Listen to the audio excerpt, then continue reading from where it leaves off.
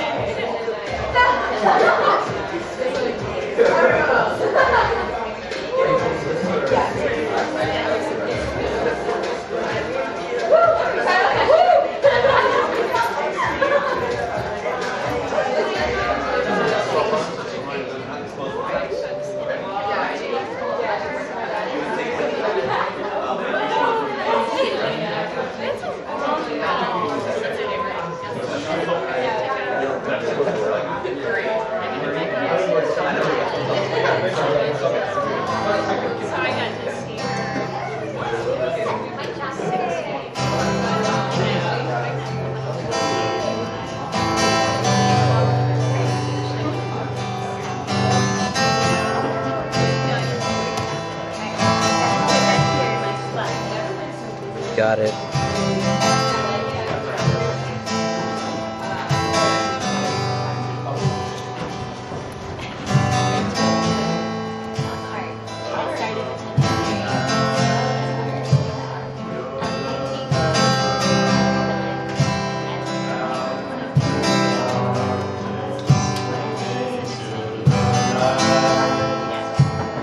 Lifting our sorrows, bearing our burdens, healing our hearts.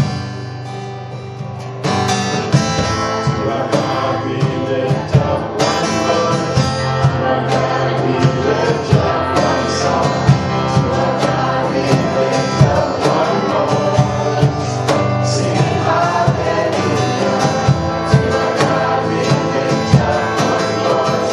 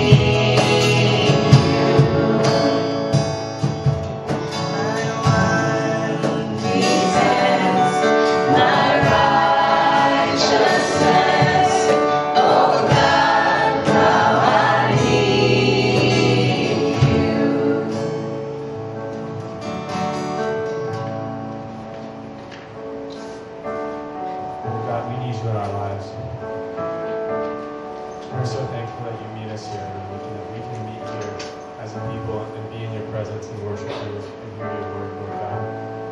I pray that you bless all those in attendance here tonight, Lord God, that you bless their weeks, bless their lives, and everything that they do. Just touch them, Lord, and show them your way. In your name we pray. Amen.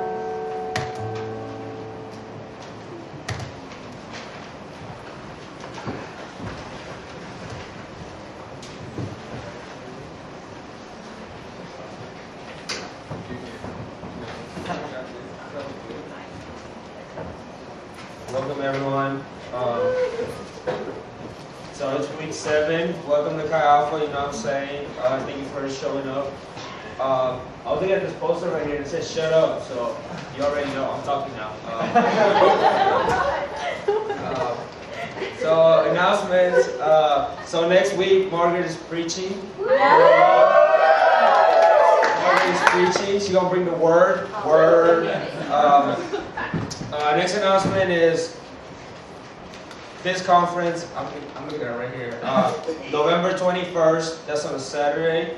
1 p.m. to 5:30. Yeah, it's called 11 Miracles Conference. It's a free event. Show up. Glenn's gonna speak. Dr. Susan, come and get healed. You know what I mean? Next announcement. Yo, I'm losing it right now. Thanksgiving at Glenn's house. If you're gonna be here during Thanksgiving, show up, get fed. Don't go to Arriaga, man. Like, trust me, don't go there.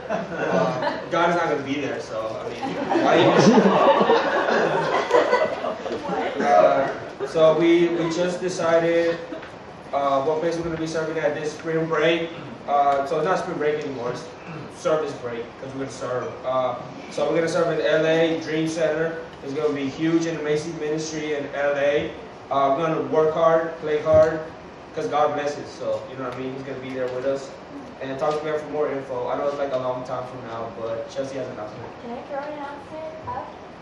Okay, I'm almost sorry. Oh, she's coming down. Hey y'all, I'm Chelsea. For those of you who don't know me, Thanks, sister. So a couple of weeks ago in worship, I was just feeling like, so there's this thing I do with my hair, I mentioned to you before, and I do these hydration treatments on my hair, so for like the curly people out there, y'all know, guys included, don't think you're left out of this. Yeah, I learned how to, I learned how to do like this hydration stuff with my hair, and it like made it really like healthy and stuff, and decided to open up Saturdays to any ladies or guys that want to like get their hair super hydrated, that have curls. I'm opening it up to everybody. Like, I met someone at brunch like a couple weeks ago, and it was like someone I'd never seen before. It was like, hey, I see you straighten your hair. You should come over. And like, like her hair was like amazing after this treatment. It's like no joke. It's about 2 hours, like max. Like you just shampoo your hair thoroughly. I just feel like it's a great way to like people, like, yeah, like not only within the ministry to like get connected with each other, but also great. Is that a girl? I am.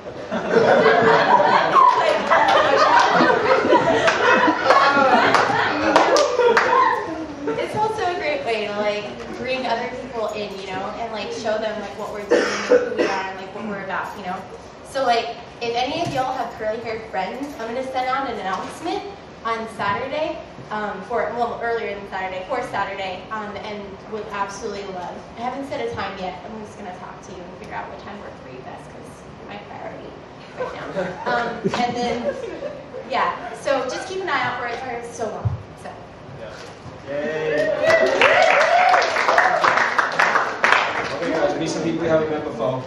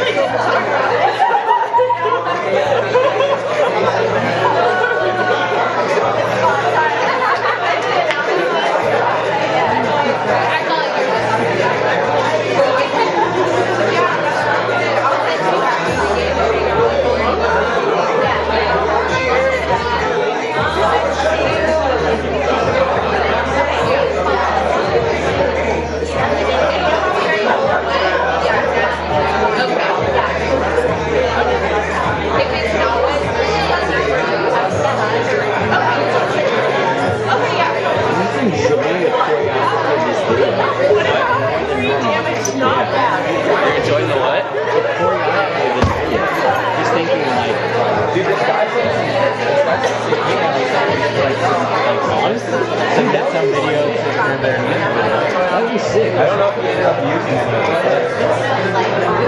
I was looking at it. I think one of them might actually be like a free. Not this one. I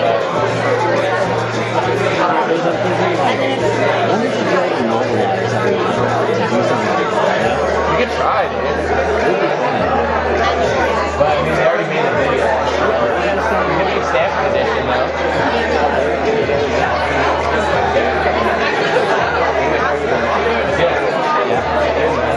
I did know your friend was McGregor. Yeah, McGregor and dude, literally everyone in the outdoor housing system makes so much sense. Everyone's like super cool. Yeah. Zach Chase? Zach Weinstein? We have many sacks. Oh, it's Ostrom. Yeah, definitely. He's a cool dude. He serves. Yeah. How many people are in there? 65. 65? That's a lot. How many members are there? He's in my suite, yeah. How many people are in the suite? In ours, there's 6. Yeah. So I didn't really know him too well coming into it, but just got to meet him through that. Yeah. McGregor is a good guy. I've met the Casey too, friends now. Yeah, he gave me a tour of KCSU. Really? I'd never been down there before, but it was really cool, man. When was that? A couple weeks ago, like 3 weeks ago maybe. You weren't there when we weren't there, but we tried to stop by your office, see if you were there. It's super cool though. Dude, I'm glad we were able to go. Yeah. This has a nice vibe, man. This is a very nice vibe. Be like, just a nice place to chill. Michael Longoria. You're on. Excellent. Sweet. All right. Hey, I have a special announcement for all of you. That thing we just did with snacks, drinks, and chit-chat, there's a reason we do it. And the reason is, A, we want you to have food, because that helps you focus. The other is, we want you to meet people that you don't yet know. Ideally, after you come to Calfa for about a quarter, you would know 95% of the people in the room, and the others you don't know are because they're here for the first time. And so if you look around there right now and say, you know what? I recognize them, but I don't know them. Next time there's a little break, make a beeline for them. And say, hi, my name is, and then they'll say, we have chemistry together. You're like, oh no! But that'll be fine, because then you'll actually know their name and you have a new lab partner. It's going to be great, okay? So, focus on getting to know people you don't know well. Don't just hang out with your buds. Expand your circle. Okay? Now, tonight, we have a very special treat. It is time for one of my favorite parts of the meeting, which is... testimony. That's my time. Tonight, we got Jason, who has... is going to tell us something about what God has done in his life. Cool. All right. Hi, everyone. My name is Jason. I'm a senior. Study human biology. So one of the cool things, I guess, being a senior is we get to reflect a little on our time here at Stanford. So I guess I'll tell a story a little further back. I came into Stanford basically a Christian, but I wasn't really about evangelizing. I think part of that was because I grew up in Hong Kong, and if any of you guys have ever been to Hong Kong, if you're trying to approach a stranger in Hong Kong, they either flat out ignore that you exist or they would cuss you out. So I think coming to Stanford, it was a little tough for me because I would often question how God would use me because I wouldn't go out there. But I think one of the cool things, and one of the really cool things I've learned about God time and time again here is that he seems to find joy in doing things that you think are impossible. So this story pertains to, I guess, a girl that I've known since freshman year. And she was probably the furthest person away from Christianity that I ever thought would be. She was not interested. She had a few things happen, in her childhood, and she was actually practicing another religion. So I figured, hey, if I were to ever evangelize, this would not be the person I would go to. So one day I was talking to her, and because we were friends, we were just chatting, and she was saying something like, blah, blah, blah, blah, Bible study, blah, blah. I was like, hold on a second, let's backtrack. What did you mean by Bible study? She's like, oh, I go to Bible study. I'm like, okay, well, the last time we talked, you were in another religion, you were doing something, how did this thing come about?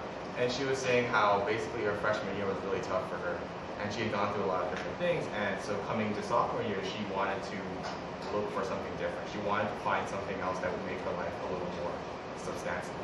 And so she was saying what she did was she looked around at people who lived near her, and there were 3 other guys in my draw group who were Christian as well.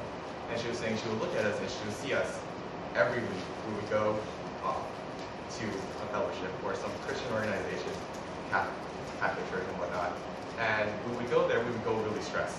Regardless of our midterms the next day or whatever, we would be really stressed. But when we come back, she said, passionate, like excited, but also calm at the same time. And she was kind of confused by that because a good number of us are pre-meds and she could see the stress levels. And so she was very confused as to why, before our Chem 35 exam, we would go, the day before our Chem 35 exam, we would go to Chi Alpha or IB or Catholic Church. And so she started looking into that, and she realized that one of the reasons why we were going was because we were Christian. And so she started asking people, hey, what does it mean to be Christian? How can I also get that sort of calm that they seem to have?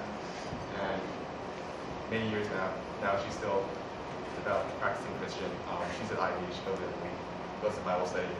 So I think the really cool thing is that even though I did absolutely nothing in this case, I literally did not do anything, God was still able to use me, and that was super cool, super inspiring. So I hope that resonates with some.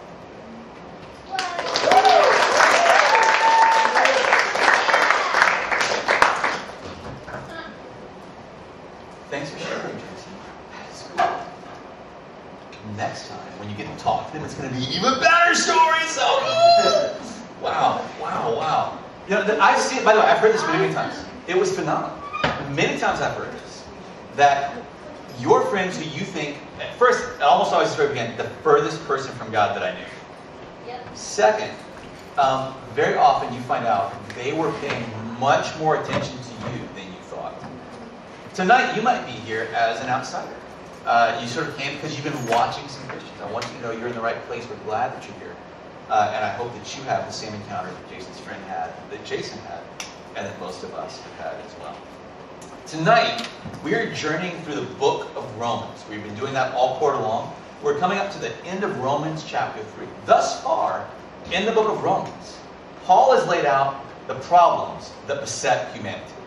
All the obstacles that are in our way, in our spiritual quest, in our desire to be moral people, that all these challenges we face, Paul's outlined them brilliantly. And now, he is going to begin turning towards solutions.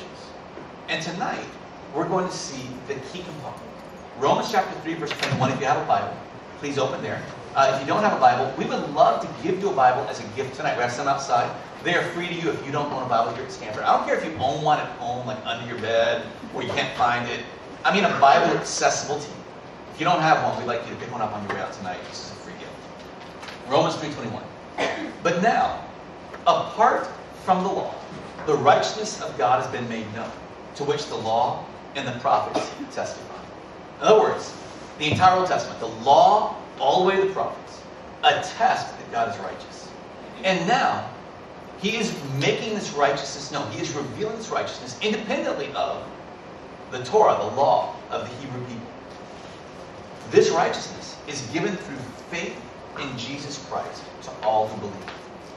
There is no difference between Jew and Gentile. For all have sinned and fall short of the glory of God.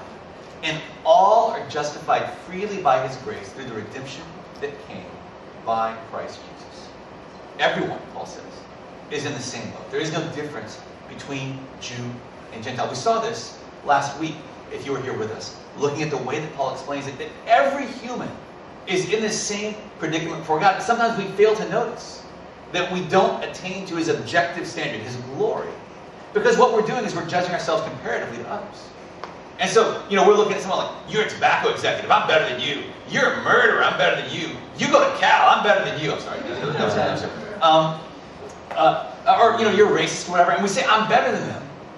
And so we're like, yeah, you're at the bottom of the Grand Canyon, and I'm on top of a mountain. I'm just so much better than you. But we fail to remember that the goal is to reach the stars. And you can't do it any better on top of Mount Everest than you can from the bottom of the Grand Canyon. We all fall short of the glory of God. And that's the bad news. But the good news is that we are justified freely by his grace through the redemption that came by Christ Jesus. There's a lot in that sequence. Do we not have it?